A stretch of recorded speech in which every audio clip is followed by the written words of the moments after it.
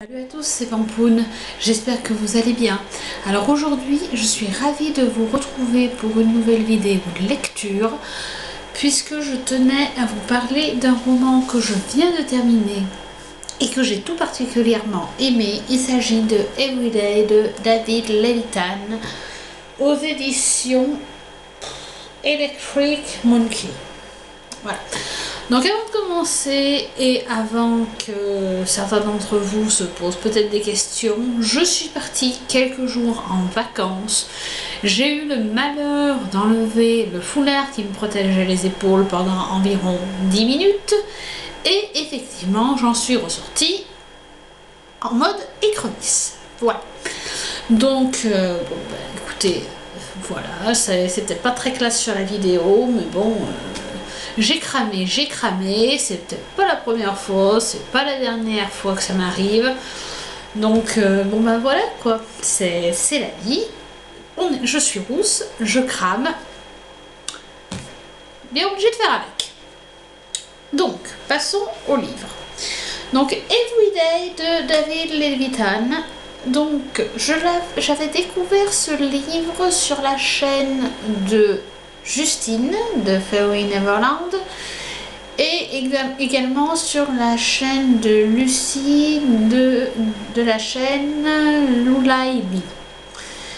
Elle avait parlé de ce livre en très bons termes.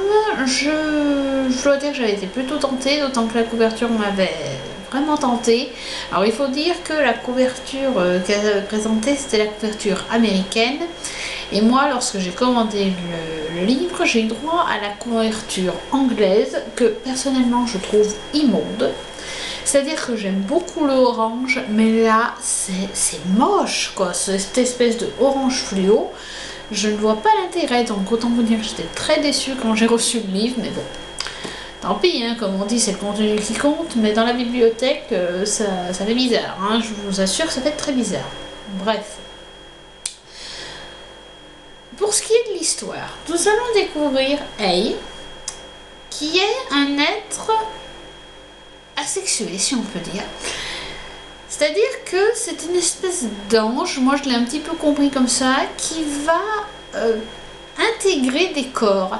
C'est-à-dire qu'il va se réveiller chaque matin dans un corps différent, mais un corps qui d'habitude abrite une personne comme vous et moi, et donc une personne tout à fait normale. Juste un jour, il va prendre sa place.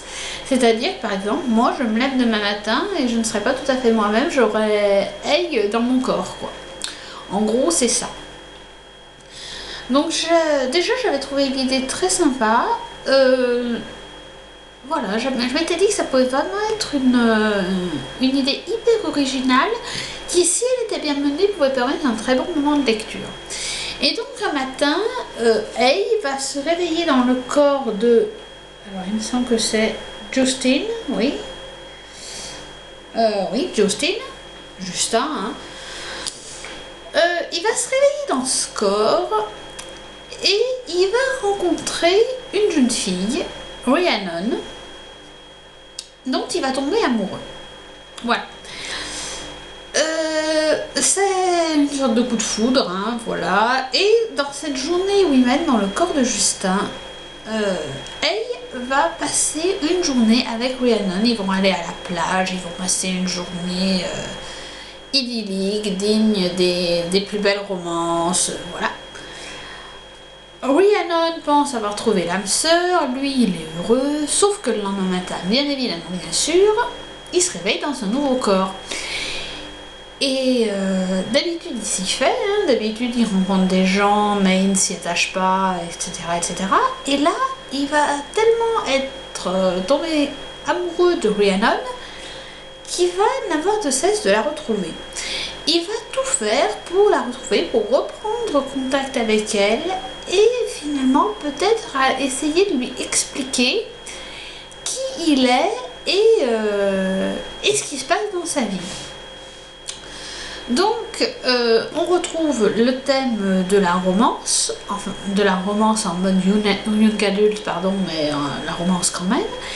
Et j'ai trouvé ça vraiment très chouette parce que vraiment on a une histoire d'amour impossible Parce que, voilà, normalement quand on tombe amoureux, même si on ne se préoccupe pas trop de l'apparence, on a du mal, on peut se mettre à la place de Rhiannon qui va avoir du mal à tomber amoureuse d'un nouveau corps chaque jour, même si elle sait que c'est la même personne à l'intérieur. Et c'est vrai que j'ai trouvé vraiment l'idée très belle, très poétique, très philosophique aussi. Et puis il y a aussi dans ce roman, malgré que ce soit un roman pour la jeunesse, enfin young adulte, j'ai beaucoup aimé le côté, on va pas dire réflexif, mais philosophique, oui, comme je disais, et notamment sur la question de l'amour, puisque Hay est un être asexué, et j'adore quand on voit par exemple qu'il peut tomber amoureux de Rhiannon, autant en tant que garçon quand il est Justin, mais qu'il peut rester amoureux d'elle quand il est une fille, quand il rentre dans le corps d'une fille, j'ai plus l'exemple du prénom, mais des fois il est une fille, et il est toujours amoureux de Rhiannon, et c'est une très belle pensée sur justement ce qu'est l'histoire d'amour. Il y a d'ailleurs une très belle citation dans le roman, sauf que bien évidemment je ne l'ai plus, oh flûte, mais où en gros il explique, je l'ai mis en citation sur Facebook, où Hay dit que finalement lui il ne tombe pas amoureux d'un genre, donc il ne tombe pas amoureux d'un garçon ou d'une fille, il tombe amoureux d'une personne. Et je trouve que cette citation est vraiment très très belle sur la question de l'amour, puisque voilà, effectivement on ne tombe pas amoureux d'un genre, on tombe amoureux d'une personne, peu importe de quel genre il est au final. Donc je trouve que ce roman est une très très belle leçon sur l'homosexualité, la bisexualité, ce genre de choses. Pour parler en deux mots de l'écriture de l'auteur, on peut dire que c'est une écriture vraiment très fluide, qui se lit très bien. On peut pas dire que j'ai un niveau en anglais extraordinaire, mais ce roman je l'ai lu comme j'aurais lu un roman en français.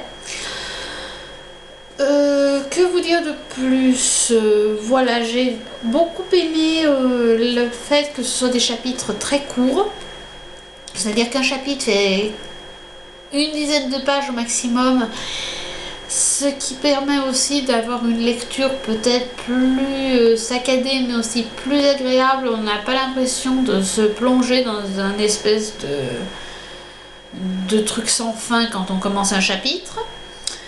L'anglais est vraiment très accessible, je le conseillerais vraiment comme première lecture en anglais, ça se lit vraiment très très bien. Et la fin est aussi très très belle, alors je ne vous en parlerai pas, je vous laisserai le suspense, mais c'est une très très belle fin, il n'aurait pas pu en être autrement. Et je rajouterai simplement que j'ai donc vu sur le site de l'éditeur que fin août normalement devrait paraître le tome 2 en hardback. Donc le tome 2 qui devrait être du point de vue de Rhiannon. Là on suit le point de vue de Hay à travers les différents corps. Et dans l'autre roman, on devrait suivre le point de vue de Rhiannon qui, elle, ne change pas de corps, qui est la même chaque jour. Donc à voir si c'est la même histoire de l'autre point de vue ou si c'est une suite, je ne sais pas. En tout cas, j'ai vraiment hâte de découvrir cette suite et voir si elle sera à la hauteur de ce roman qui est vraiment une très très belle découverte pour moi. Et je ne manquerai pas de lire un autre roman de l'auteur très prochainement si j'en ai l'occasion. Voilà, donc j'espère que cette vidéo vous aura plu. N'hésitez pas à me dire en commentaire ce que vous aurez pensé de cette lecture si vous l'avez lu, si je vous ai donné envie de le lire, si cette lecture ne vous tente pas plus que ça. Voilà, que rajouter d'autre? Je vous rajouterai aussi en barre d'infos le lien vers ma chronique écrite, parce que peut-être que vous préférez voir ma chronique écrite, et en tout cas dans mon article écrit il y a comment ça s'appelle, la couverture américaine que je trouve vraiment plus jolie que celle-ci. Et en attendant, voilà, je vous souhaite de très belles lectures. Comme je vous disais, n'hésitez pas à me dire tout ce qui vous passe par la tête pas en barre d'infos, mais en commentaire. Et pour ma part, je vous dis à très vite pour une prochaine vidéo. Bye!